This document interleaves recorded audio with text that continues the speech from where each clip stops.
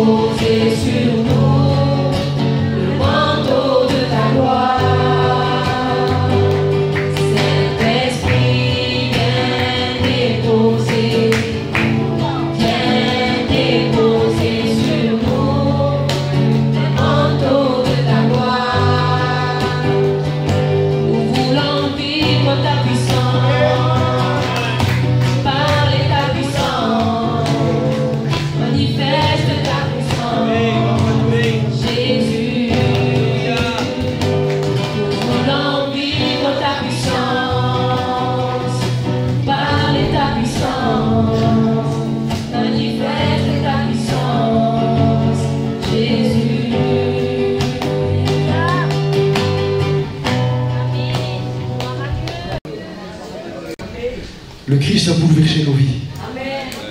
Il a changé nos cœurs. Et ce dont on vous parle, ce n'est pas d'une religion, ce n'est pas d'une secte évangélique, mais ce qu'on vous parle, c'est d'une personne. Une personne que lorsqu'on crie à elle d'un cœur sincère et véritable et qu'on est convaincu de péché, qu'on crie à lui, eh bien, instantanément, automatiquement, il vient. Et à la minute où on crie de tout notre cœur, il nous change, il nous bouleverse. Ce que nos parents n'ont pas réussi à faire, ce que nos amis n'ont pas réussi à faire, ce que nos enfants n'ont pas réussi, nos compagnons n'ont pas réussi, le Christ, en un instant, en un cri, a changé nos cœurs. Et ce soir, cet après-midi, je ne voudrais pas vous prêcher autre chose que le Christ. Que celui qui est capable réellement de changer vos vies comme il a changé la vie des sœurs qui sont là. Ce n'est pas la puissance et l'éloquence d'une prédication qui est capable de changer vos cœurs. Ce n'est pas une religion qui est capable de changer vos cœurs. Ce qui est capable de changer votre vie, eh bien, c'est tout simplement que vous soyez sincère et honnête et que vous approchez devant ce Dieu et que vous lui dites: Seigneur, je ne te connais pas, je ne sais pas qui tu es, mais Seigneur, je voudrais te rencontrer, je voudrais savoir quel était ton plan pour ma vie. Révèle-moi ce que tu as fait pour moi. Révèle-moi réellement ce que tu veux. Je vous promets qu'en instant même, le Seigneur se révèle dans vos cœurs. Nous allons simplement lire un passage dans la parole de Dieu, eh bien, pour qu'on puisse comprendre pourquoi on baptise les gens. Mais dans cet après-midi, il faut que vous compreniez quelque chose. Que cette réunion n'est pas simplement une réunion pour faire les choses dans la conformité. Non, c'est une réunion sérieuse encore. Une réunion où il y a des âmes qui ont besoin encore de changer de cap, qui ont besoin encore de se repentir, qui ont besoin encore de venir rencontrer le Christ, qui ont besoin encore bien, de crier à lui de tout leur cœur. J'ai rencontré le Seigneur, ça fait 20 ans. Et dans chaque réunion, j'ai eu plusieurs baptêmes. Dans chaque réunion, il bouleverse encore mon cœur, il touche encore ma vie. Parce qu'une religion ne peut rien faire, vous comprenez, on est ici, on est en chante des cantiques, c'est bien, c'est pas mal, mais on peut être simplement dans une atmosphère, mais je ne vous parle pas de l'atmosphère, je vous parle de vivre avec quelqu'un. Quelqu'un au quotidien, quelqu'un qui ne vous laisse pas, quelqu'un qui ne vous abandonne pas. Quelqu'un qui est constamment avec vous dans les bons, dans les mauvais jours, dans la maladie, dans la détresse, dans le deuil, dans l'incompréhension, dans toutes les situations de notre vie. Le Christ est là. Il ne change pas. Il est un ami fidèle sur lequel on peut réellement s'appuyer. Et je bénis Dieu parce que des gens, des personnes, les sœurs qui sont là ont su un jour crier à Dieu et ne pas simplement assister à des réunions. Et je ne voudrais pas ce soir que notre peuple s'habitue à assister à des réunions, mais je voudrais que réellement il puisse rencontrer le Christ. Que réellement il puisse crier à Dieu en disant: Seigneur, je veux savoir qui tu es. Je veux, Seigneur, que tu te révèles dans mon cœur et je veux réellement que tu bouleverses ma vie. Parce que Dieu ne fait pas simplement que se révéler à nous. Quand il se révèle à nous, il bouleverse notre cœur. Il change notre vie. On n'est plus les mêmes. On est métamorphosé, on est changé.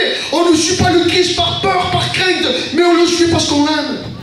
Parce qu'il nous a bouleversés dans une réunion, parce que son regard un jour a croisé le nôtre, et lorsque sa parole a touché notre cœur a été bouleversé, touché, saisi. On ne pouvait plus être les mêmes personnes. Je voudrais ce soir, dans cet après-midi, que tu sois cette personne qui croise le regard du Christ, et qui soit changé.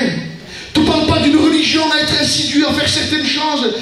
Je ne te dis pas de faire la prière, je ne te dis pas de faire des actes religieux. Je te parle d'une personne vivante qui existe et qui est au milieu de nous et qui désire te sauver. Si tu pourrais le comprendre ce soir, et si tu pourrais avoir un cœur qui crie à lui, je te promets que dans cet après-midi, ton cœur serait bouleversé. Mais simplement lire un passage qui pour moi est clair concernant le baptême. C'est l'apôtre Paul qui parle dans l'Épître aux Romains au chapitre 6 au verset 4. Nous avons donc été ensevelis avec lui par le baptême en sa mort, afin que comme Christ est ressuscité des morts pour la gloire du Père, de même nous aussi nous marchions en nouveauté de vie.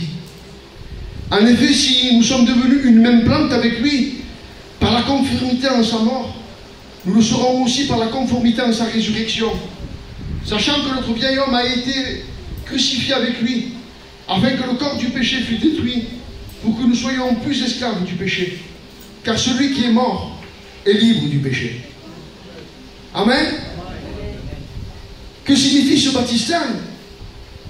Ce baptistère est un, excusez-moi de l'expression et du mot, est un ensevelissement. C'est-à-dire que le jour où les sœurs ont rencontré le Christ, leur désir personnel, ce qu'ils étaient auparavant a totalement changé. Lorsque nous marchions sans Dieu, nous vivions dans le péché. Et nous aimions le péché, nous aimions ce que nous faisions. Nous aimions mentir, nous aimions escroquer, nous aimions rendre le mal pour le mal. On aimait ce qu'on était, on aimait, et même on s'en faisait une gloire. Une gloire d'être méchant, plus que la méchanceté elle-même. Voleur, escroqueur, ce que vous voulez vous. On était dans le péché tout entier, et on aimait le péché. Mais je bénis Dieu parce que le jour où Christ s'est révélé dans notre vie, tout ce que nous voyions autrefois comme de la gloire, du jour au lendemain, eh bien nous l'avons vu comme de la boue. Nous avons eu honte, nous avons rougi de ce que nous étions, nous avons rougi de notre impudicité, nous avons rougi de notre péché, de notre mensonge, parce que lorsque nous avons été en contact avec la sainteté de Dieu, et lorsque la gloire de Dieu nous a été manifestée un jour, lorsque nous avons vu ce Dieu tellement saint, tellement grand, tellement puissant, tellement amour, il n'y a pas de mots pour décrire Dieu, et ce Dieu tellement grand, un jour a décidé de se révéler dans mon cœur, moi qui est poussière, et à toi, dans cet après-midi qui est poussière. Qui sommes-nous pour que le Christ se révèle à nous? Et lorsque le Christ s'est révélé à nous, lorsque Dieu nous a convaincus de péché, lorsque nous avons compris réellement, eh bien que nous méritions la mort, et que le salaire du péché c'était la mort, et qu'il n'y avait pas d'issue pour nous, nous avons poussé un cri de tout notre corps, en disant, Seigneur, pardonne-moi mon péché, Seigneur, change mon cœur, pardonne de te faire du mal, je ne veux plus te faire du mal, je veux vivre selon ta volonté. Et la Bible dit qu'à ce moment-là où nous nous repentons, à ce moment-là où nous croyons, où nous mettons notre foi en Christ, le mot foi en grec veut dire obéissance. Lorsque nous avons décidé dans notre fort intérieur d'obéir à Christ, alors quelque chose s'est opéré de Christ, a changé nos cœurs, il nous a fait naître de nouveau, et nous avons pu être les mêmes personnes. Lucienne n'est plus Lucienne aujourd'hui. Lucienne est devenue une même plante avec le Christ. Koun n'est plus une même plante, elle n'est plus Koun aujourd'hui, elle est une sœur qui fait une même plante avec le Christ. Ses désirs sont morts, ses sentiments sont morts, sa volonté est morte. Aujourd'hui, ce qui vit en eux, leurs désirs, eh bien, ce sont les désirs et les sentiments du Christ. Leur objectif, c'est le Christ. Leur marche, c'est obéir à Dieu. Leur désir profond, c'est de faire la volonté de Dieu. Ce qu'autrefois nous étions incapables, lui nous a rendus capables. Alors le symbole de ce baptême, c'est quoi? Nous allons les plonger dans l'eau. Et comme je vous ai dit, c'est un ensevelissement. Lucienne et Koun sont en train de dire, voilà, aujourd'hui, moi, quand ils vont plonger dans l'eau, j'existe plus. Lucienne, elle reste au fond de l'eau. Koun, elle reste au fond de l'eau. Et quand ils vont sortir de l'eau, c'est le Christ en eux. Leur vie ancienne est passée. Tout ce qui était en eux autrefois est passé. Leur méchanceté, leur moi, tout ce qui était en eux, et dont aujourd'hui ils en ont honte, ils en ont fini avec ça. Aujourd'hui, ils veulent marcher selon le Christ. Alors, cet après-midi, on va passer par les eaux du baptême, on ne va pas aller plus loin. Mais je voudrais simplement vous engager à vous qui, peut-être pour la première fois, avez écouté la parole de Dieu. L'évangile, ce n'est pas une religion. Ce livre-là, ce n'est pas une religion. Je vous engage à le lire. Je vous engage à chercher qui est Dieu. Je vous engage à prier et à lui dire, Seigneur, je ne te connais pas, je ne sais pas qui tu es, mais révèle-toi dans ma vie. Et je te promets que si tu es sincère avec Dieu, parce que ce que Dieu cherche, c'est que la vérité soit le plus profond du cœur. Et lorsque quelqu'un est vrai, honnête, et qu'il veut réellement rencontrer le Christ ne tarde pas à se révéler dans sa vie. Nous ne sommes pas des illuminés, nous ne sommes pas des gens qui sont bien un peu farfelus. Non, nous sommes des hommes et des femmes qui ont fait une expérience vivante avec le Seigneur. Et cette expérience que nous avons faite, nous voudrions de tout notre cœur que vous le fassiez vous aussi aujourd'hui. Engage notre peuple à vous convertir, à vous tourner vers Dieu. Le Seigneur revient. Nous sommes à la porte. Vous ne voyez pas tout ce qui se passe. Guerre, bruit de guerre, tout ce que vous voulez, la panoplie des prophéties bibliques qui est en train de s'accomplir devant nous. Mais que faut-il de plus pour que vous rencontriez le Christ? Donnez votre cœur à Jésus. Aujourd'hui, on est, à la minute qu'on est, on n'y est plus. Le lendemain ne nous appartient pas. Alors revenez au Seigneur. Convertissez-vous, soyez sérieux, sauvez-vous, vous, vos enfants, vos familles. Soyez le modèle, soyez l'exemple, soyez la lumière de chez vous. On prie le Seigneur. Jonathan, tu pries?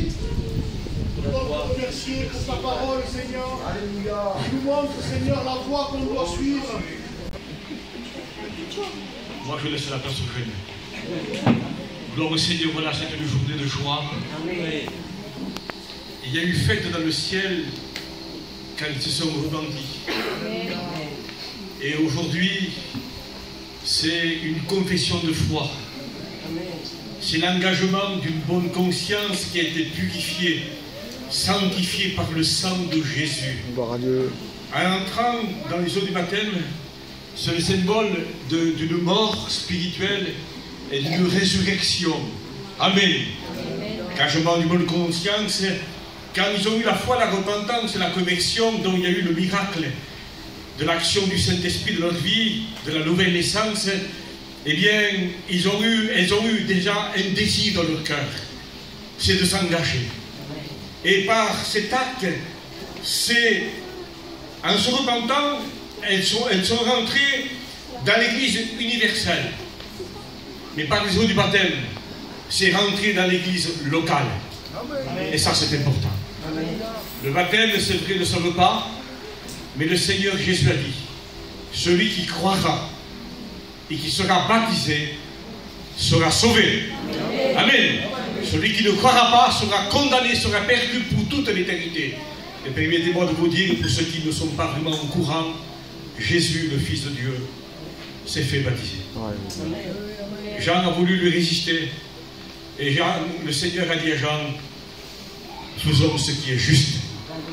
Alléluia. Gloire au Seigneur. Alors voilà, j'ai ajouté quelques mots que le frère m'a permis de dire. Alors maintenant, je le laisse à la place pour faire les baptêmes. C'est eux qui se sont occupés de ces bien-aimés. Vous voyez qu'elle a été déçue, celle-là aussi. Vous avez tendu que je m'en aille. Bien, merci Seigneur pour la récolte. Gloire à Dieu. Allez-y, les frères. Gloire à Dieu. Allez.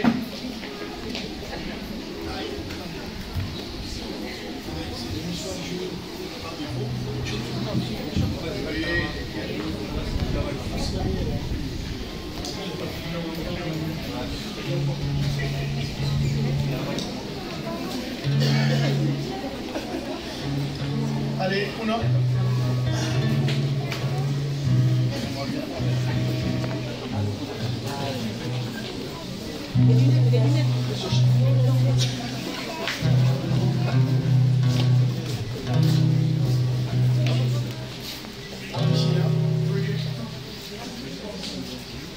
On va leur poser juste quelques questions. Allez. Elle est glacée. T'es pas cardiaque, hein? C'est toi qui prends la responsabilité là, moi. Ah ouais. Vas-y, assieds-toi. Oui, la nuit comme ça. Voilà. La prochaine fois, quand on connaît un peu l'été, on est au chaud quand même. On n'est pas à Goliath ici. Voilà, juste quelques questions à la sœur. Oula. Est-ce que tu es consciente que le Seigneur est mort pour tes péchés? Amen. Est-ce que tu réalises qu'il a été ressuscité pour t'accorder la vie éternelle?